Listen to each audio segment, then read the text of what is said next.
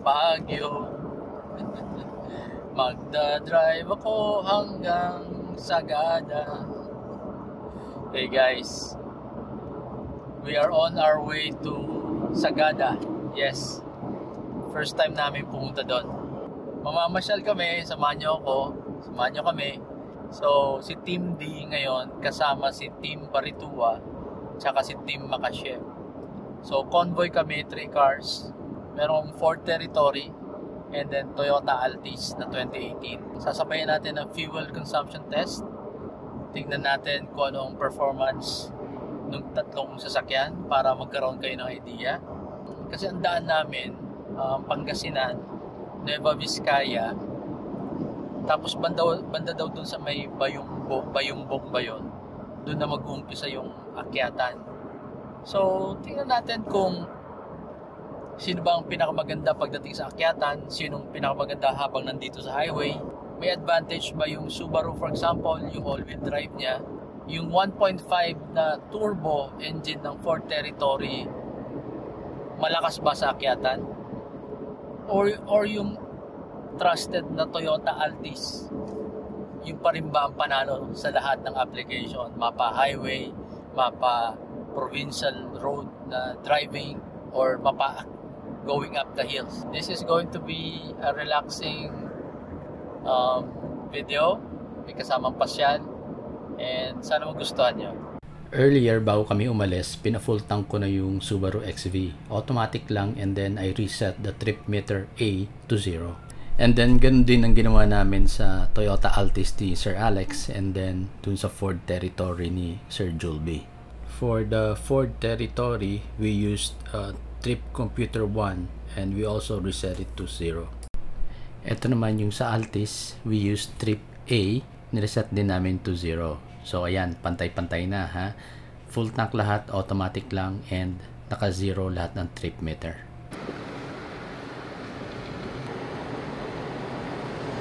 While driving, I was making an assessment as I was excited to know the outcome of the fuel consumption of the 3 cars. Naisip ko lang, the Territory being the heaviest at 4,650 pounds will consume the most fuel. Kasi aside from its weight, it has high ground clearance at 190 millimeters. It means more air under the car. It means more drag, di ba? Its boxy shape making it less aerodynamic will again contribute to the more fuel consumption. So, sa tingin ko talaga, the Territory ang pinakamalakas sa konsumo sa tatlo. The Subaru XV has the highest ground clearance actually sa kanilang tatlo at 220 millimeters, but not boxy, and more aerodynamic naman siya than the Territory. So I guess they will offset lang. The XV weighs 3,300 pounds approximately. It is lighter by about mga 1,300 pounds than the Territory. I expect the XV to consume lesser fuel than the Territory at the end of our trip. Yung Altis naman is the lightest among the 3 at 2,800 pounds. Lowest ground clearance, most aerodynamic. I expect the Altis to consume the least amount of fuel of all the 3 cars by a big margin. Boy, I was wrong. Abangan ang result. By the way, in terms of load, the Territory has 5 packs, 1 adult, 4 skinny teenagers, and the trunk is filled with luggages, while the XV has 3 adults and 1 tall teenager, adult-sized na rin. Medium-sized, not skinny, plus luggage. The Altis has 4 adults, 1 cat, and fewer luggage. I think we can consider the passenger weight to be about the same for all cars. So from TPLX, nag-exit kami sa Carmen Rosales, and then we drove all the way to San Nicolas, Pangasinan, and that's where we started our climb to Malico. Panay liko-liko pala talaga dito sa Malico. Ang baba namin yan, Santa Fe na, Nueva Vizcaya. In less than 3 hours since we left Quezon City, nakarating na kami sa San Nicolas, Pangasinan, and started the climb to Malico. Ang bilis ng Territory, I was trying to keep up. And medyo nagulat ako sa first few turns. Sobrang curved. Halos every turn is 180 degrees. And they are short. Hindi mo pa na babalik sa center yung steering wheel, liliko ka na naman sa kabila. I guess, sakto yung name niya na Malico. Malico. but it's all worth the drive.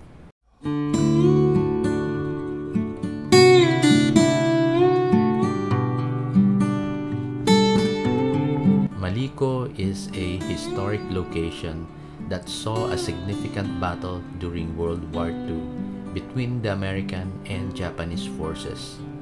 This ridge, now known as Salaksak Pass, was the site of the 4-month-long conflict that resulted in the loss of 4,600 Japanese soldiers, 3,200 American soldiers, and several Filipino civilians.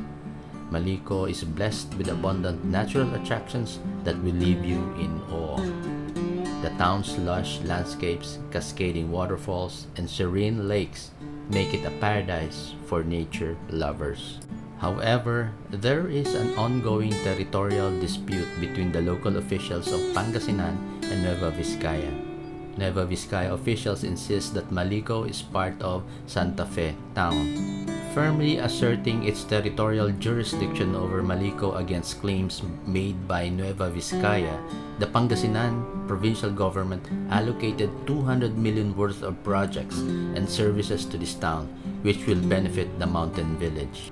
Sa sobrang ganda ng view and sarap ng lamig ng weather, we spent a good hour and a half to take several stops, take photos, videos, and drone shots. This is the kind of road trip I love, yung hindi ka masyado nakatingin sa oras.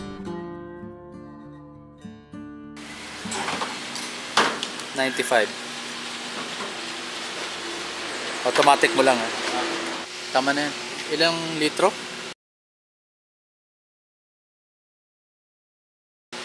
19.78. 246.5 kilometers. Ma-recommend yung kainan dito pwede sa bata. May Jollibee ba dito? Wala, sir. Saan yung Ang may Jollibee, sir, dyan sa Bangbang. Bangbang? Opo, may Jollibee. Which is isang bayan lang. Opo, isang Kasi bayan. Bangbang, tapos Bayumbong. Aritaw po, Bangbang, Bayumbong. Doon. Oo, Bangbang na. Sarado mo... 22. Naligaw kasi, nadagdagan ka ng 3 liters. Oh, 22 liters sa territory. Yung Fort Territory, ilan ang tinakbo? 257.5 kilometer. 257.5 kilometers. Ang kinarga ilan? 22 liters. Ito yung Altis ko ilan ng binablog namin eh. Automatic lang din ah. Ayan. 19, pareho lang tayo. Puro lang lang. Oo. Okay, yung Altis, ang tinakbo. Ayun oh. 249.2. Here's the data that we collected. Yung territory, mas mataas ang tinakbo kasi naligaw sila actually sa SCTEX. Inantay namin sila bago kami nag-exit ng Carmen Rosales. Yung Subaru XV naman, 246.5 ang reading ng trip meter. Pero hindi yun accurate kasi pinalitan ko na ng bigger all-terrain tires. Kaya pinareho ko na lang sa Altis na 249.2 kilometers kasi sakto pa raw sila na tinakbo so far. Nagulat ako sa 11.48 kilometers per liter ng territory. Konti lang difference sa XV and Altis. Although tama ako sa assessment ko earlier that it will have the highest fuel consumption among the three, pero ang estimate ko much lesser pa, mga 10 kpl lang. Nagulat din ako sa XV at 12.6 kpl na almost the same lang sa Altis at 12.86 kpl. Remember, the XV is heavier by about 500 pounds than the Altis and with bigger and heavier all-terrain tires, and it's all-wheel drive. Dito kasi sa fuel test run natin, yung Altis ang benchmark sa patipiran ng konsumo. Anyway, let's see naman later how they will perform going up Banawe and Sagada.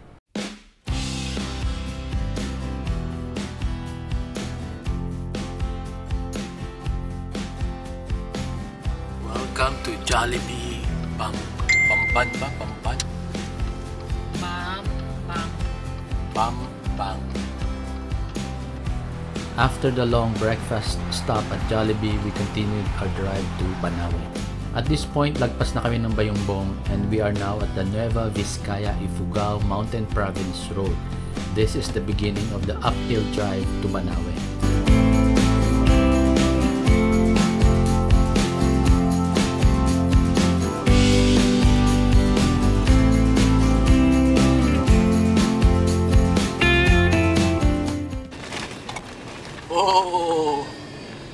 grabe. So, right now, sobrang matarik na, pataas na talaga. Mas grabe ng inclination. So, kailangan ko nang mag manual mode. So, naka manual mode tayo ngayon. At ginagamit ko ngayon yung paddle shifters.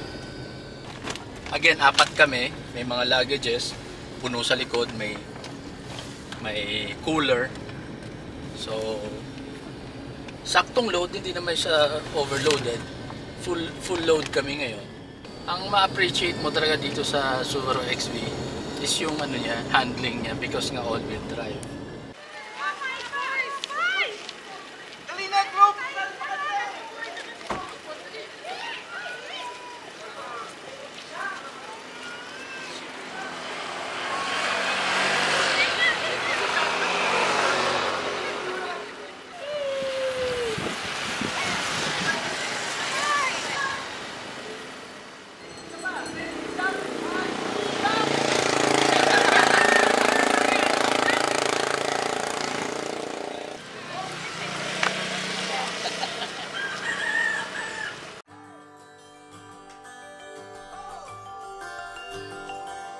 From the Banawe Welcome Arch, we drove up to one of the Rice Terraces view decks. There are several view decks in the area. Sabi nila, mas maganda daw dun sa Batad. Kaya lang, out of the way sa amin in going to Sagada. Kaya dito kami pumunta sa may poblasyon.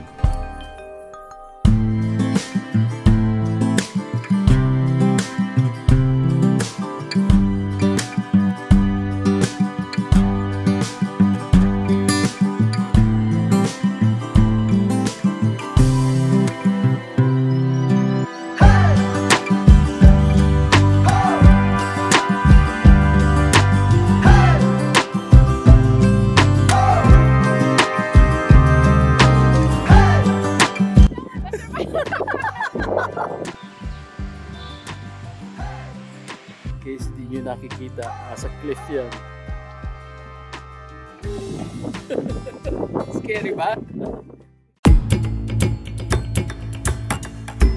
The Ifugao Rice Terraces are the priceless contribution of Philippine ancestors to humanity.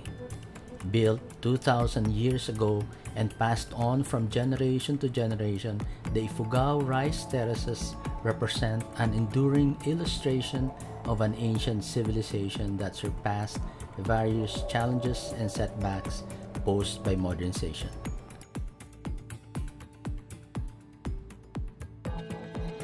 The terraces are occasionally called the eighth wonder of the world. It is commonly thought the terraces were built with minimal equipment, largely by hand. The terraces are located approximately 1,500 meters above sea level. These are fed by an ancient irrigation system from the rainforests above the terraces. It is said that if the steps were put end to end, it would encircle half of the globe. Banawe Rice Terraces. Mula sa mga aklat ko sa elementarya, namangha sa iyong ganda. Bakit nga ba hinayaan kong lumipas ang 40 taon bago kita nakita?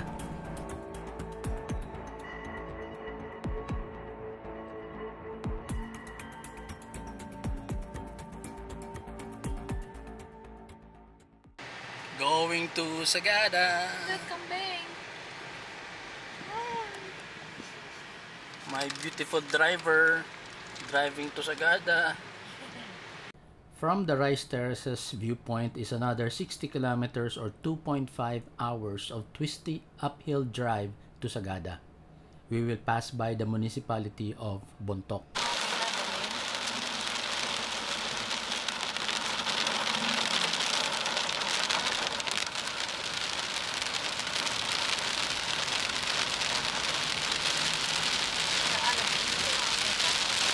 As expected from the weather forecast, it started to rain in the afternoon from Bontoc all the way to Sagada. Nakakatakot yung bagsak ng ulan kasi feeling mo may kasamang mga bato galing sa taas ng bundok. Makikita nyo may mga bato sa daan at malakas din ang agos ng tubig pababa. Finally, at 3:33 p.m. we arrived in Sagada. We had our late lunch at Sagada Bistro. Ayan na nga, sabi nila umuulan sa Sagada tuwing alas 3. Umuulan na nga. And yeah, finally we are here at Sagada, 4 p.m. Kain muna kami, hindi pa kami nagla-lunch. Dito muna kami sa Sagada Bistro. And then we checked in at House of Sol. Wow. Wow. Ito ng entrance. Camping site kasi to. Walang nag-camping. Tayo lang. Buti naman. Okay, after 2 days of driving around Sagada, yung fuel level ng Ford Territory is now down to 1/4.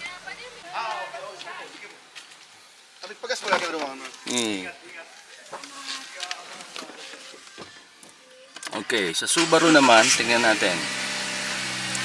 Trip A, 464. Okay, again, yung Ford Territory has a higher mileage kasi naligaw sila sa Clark sa SC-Tex. Kaya humabol. But anyway, so 464, ang remaining fuel ko is half pa. Okay, tingnan naman natin yung Altis. Ay, maganda. Right? Kasi ng ano. Sa Altis, 204 kasi na-reset ni Sir Alex yung trip meter nung nagkarga kami ng gas. But anyway, half lang din yung tank niya. So, anong masasabi natin dito? Hey guys, good morning. Paalis na kami dito sa House of Sol. So, ayun na, pinakita ko sa inyo yung so far yung consumption ng tatlong sasakyan. And it looks like yung Ford Territory, pareho lang ng consumption dito sa Altis tsaka sa XV kapag doon sa highway. Pero nung mag-umpisa na kaming umakyat ng Banawe tsaka ng Sagada, mukhang doon mo na nga mararamdaman yung difference. Kasi nga, kung mas mabigat siya tsaka mas kargado. So, what's our takeaway from this test? The fuel consumption of the Subaru XV was very impressive. From the expressway to the provincial roads and going uphill, I was really surprised. Almost the same lang sila ng Altis. But the CVT seriously needs improvement. Engine power is adequate. It's the CVT that makes it seem slow. Handling was great. Suspension was very comfy. Big difference from our Everest. The boxy and heavy Territory was very impressive in the highway. I think as long as you keep the engine at low RPM and speed at around 80 kph, it burns fuel like a naturally aspirated 1.5. Sir Julby was driving in normal mode most of the time. During the climb to Maliko, Banawe, and Sagada, he was in mountain mode. Ang ganda ng response ng dual clutch transmission, ang engine brake management, hindi daw siya tumatapak sa brake. Masarap talaga kapag kargado ng new technology. While kami kasi ni Sir Alex, we were using our paddle shifters manually for engine braking to avoid burning our disc brakes. However, this was also when the fuel efficiency suffered heavily for the Ford Territory. The Altis, as I expected, iba talaga performance ng CVT niya. Malayong malayo sa Subaru XV, malakas umahon, handling was also okay. Sumasabay sa pagtakal ng XV ng mga curves. The only disadvantage I saw was the ground clearance. Buti kabisado ni Sir Alex. Kung ako siguro ang driver, baka nalaglag na yung bumper. Yung tanong na kailangan ba ang all-wheel drive?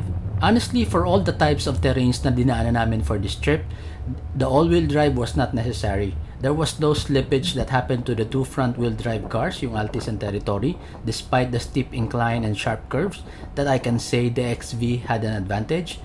Siguro if I tackled the curves at higher speeds, may iwanan ko sila. But why would I do that? That will endanger my family. So my point is, under normal driving condition, from Manila to Sagada, hindi mo kailangan ng all-wheel drive.